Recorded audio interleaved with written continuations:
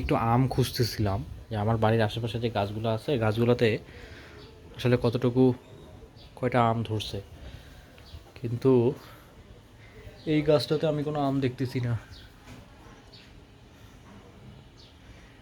এখানেও একটা গাছ আছে,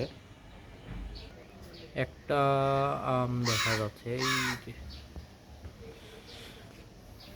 এই গাছগুলোতে আসলে খুব একটা যত্নই করা হয় না, যত্ন করলে হয়তো বা আরও বেশি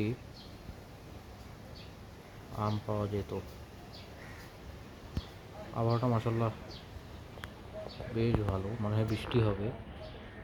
বৃষ্টি হলেই তো ফলমূলের জন্য ভালো, গাছের জন্য।